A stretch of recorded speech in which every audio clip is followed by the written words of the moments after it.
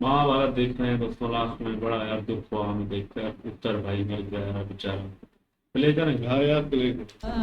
उत्तरा, तुम्हारे भाई ने सबसे पहले वीर गति प्राप्त की है। राष्ट्र मंदिर का निर्माण हो रहा है यहाँ। उस पर प्रथम पताका विराट पुत्र उत्तर के नाम से चढ़ेगी।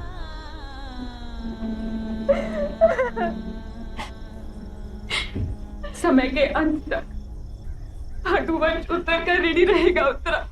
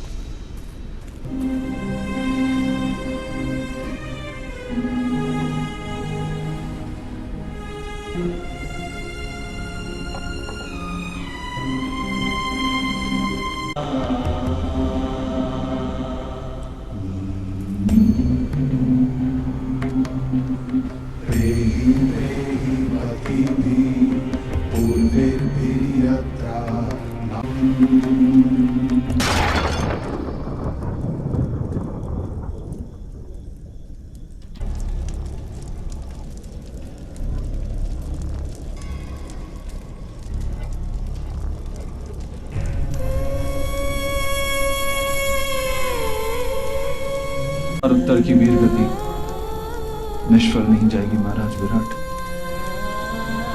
हमारे शत्रुओं को इसका मूल्य अवश्य चुकाना होगा।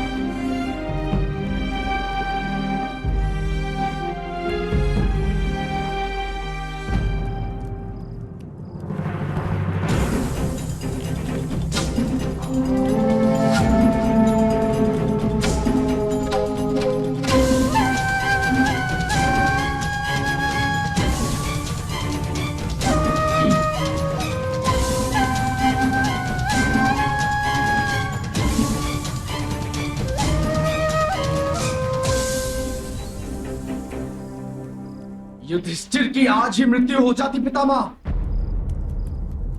पर विराट के पुत्र ने पराक्रम दिखाया। चिंता मत करो मेरे बच्चे।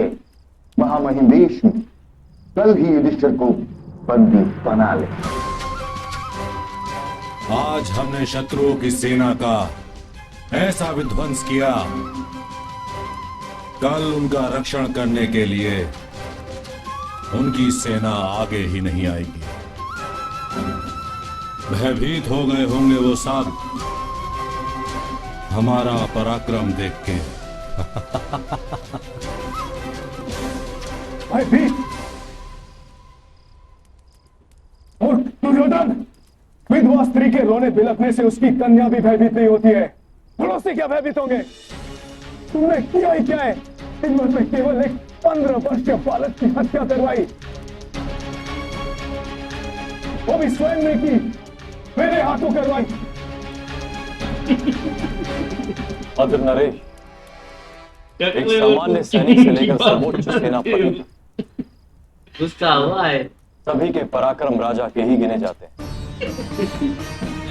अधर्मी हुई तो विजय हो अथवा पराजय, पराजय सदा राजा की ही होती है। महामहिम भीष्म आज वचन ले रहे ना, संन्यास लेके चले गए, फिर इनको पता चले लोगों को मधुर रहता है मदरा। विजय का स्वाद तो हमने चखा है आज। और रणभूमि दूसरों को भी धर्मी बना पराक्रम धर्मी। महाश्री यथार्थ कह रहे हैं। आज की विजय कल के युद्ध की शक्ति बनेगी। मैं प्रसन्न हूं कि विजय का स्वाद चखकर युद्ध का उत्साह बढ़ा, किंतु जब तक पराजय नहीं देखोगे तब तक सामर्थ्य कैसे बढ़े?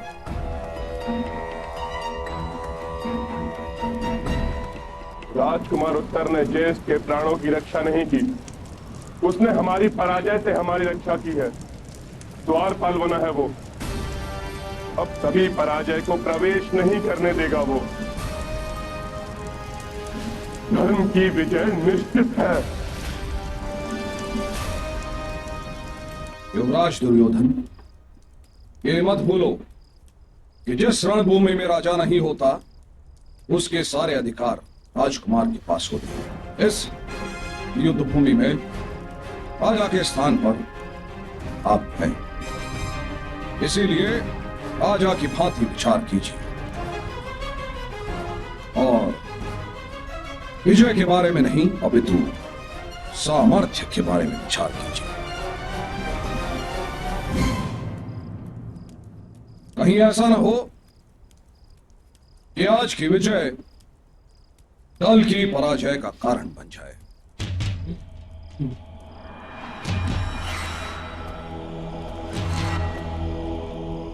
अवश्य ही पांडुपुत्र कोई ऐसी योजना बनाएंगे जो सब पर भारी पड़ेगी।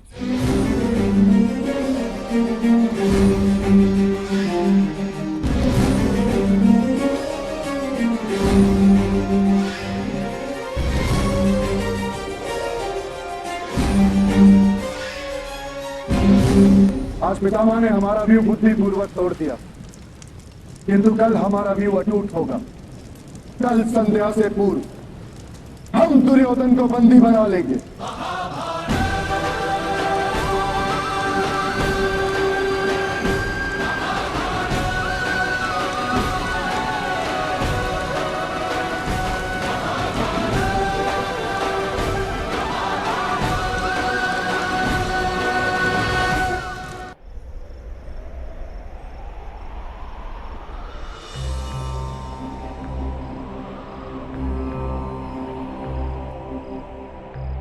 आज युद्ध के प्रथम दिन हमारी 7 अक्षौहिणी सेना में से एक अक्षौहिणी सेना का ध्वंस हो गया। सम्राट युधिष्ठिर और वासुदेव, हमारे सैनिकों के हृदय में केवल एक ही प्रश्न है, यदि ये धर्म युद्ध है तो आज इसमें हमारी पराजय किस प्रकार हो? धर्म युद्ध भी तो युद्ध ही है सेनापति धृष्टद्युम्न,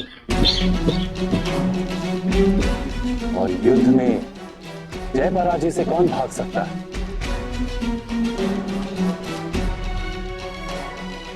सेनापति धृष्टद्युम्न,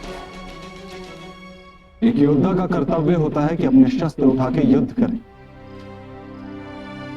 जय पराजय तो ईश्वर के हाथ में होती है।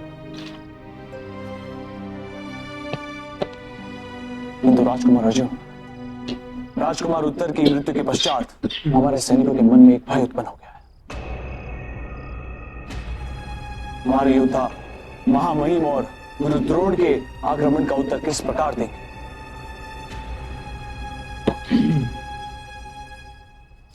ये सत्य है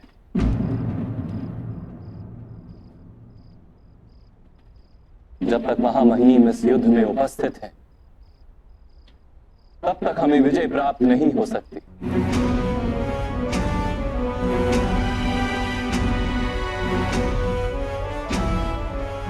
और गुरु द्रोण को पराजित करना भी असंभव है।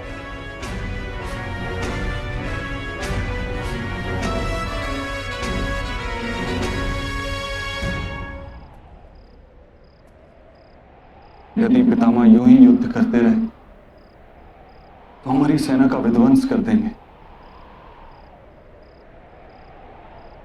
कल मैं पितामह को युद्ध का आह्वान दूंगा।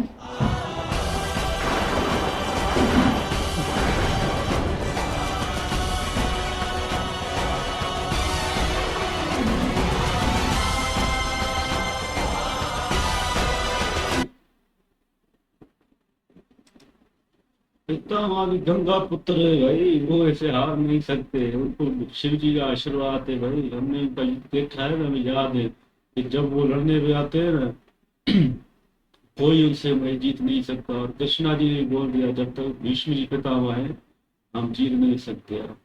यार भीष्म जी का कुछ तो करना पड़ेगा ना, वरना तो ये तो भाई इनकी सारी चालों पर पानी फेर देता है ना भीष्म जी। इतना बड़ा कोई चल रहा था, तीर हुआ है, भीष्म जी ने ऐसा कवर कर दिया, बेचारे ये भी फंस गए। अभी क्या करे यार। महाविष्णु को मारने का एक ही तरीका है, शिखंडनी को लेकर आए, वही इसको मार सकती है। बाकी ये जितने भी सारे ना सैनिक तो आज भी डर है, बोला कल क्या होगा हमें बताओ उनसे। तो वो जश्न कर रहे हो। पितामह भी बूढ़े हो गए हैं, अभी चला जाएंगे ये भी। नहीं भाई उनको आशीर्वाद है, जब तक चाहे मृत्यु नहीं हो सकती। लेकिन शिखंड भी याद आ गई, उसको शिव जी ने बोला था तो मैं बदला ले सकती है, ये अभी याद है।